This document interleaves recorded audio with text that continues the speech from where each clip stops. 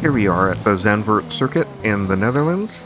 This is a fairly short track at 4.2 kilometers, a little bit shorter than Hungary. And Max Verstappen got a pole time of 108.885, and we'll see his real pole lap in the upper left corner here, right there. And here we are on the main straight. It's a fairly short one, but since the last turn is really fast, we're in 8th gear very easily. And we enter the Tarzan corner. The reason it's called Tarzan, there's about 3 different explanations for that. Here we go into Gerlach, named after a racing driver who was killed here. And then this now more banked Hugenholtz, which was named after a former racing director. Max takes that very, very wide. This is the prettiest part of the track, I think. It's undulating and twisty.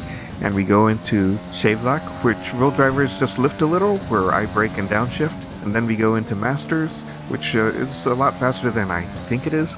And then we go into this actual slow turn 9, and it's easy to lose grip here. And then we go into this basically a wide hairpin.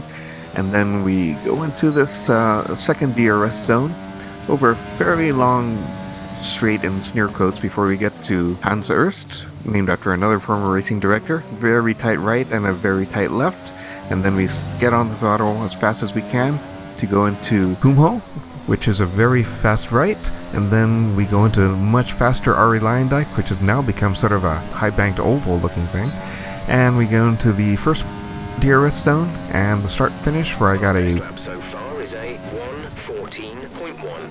more of a 1:14.2.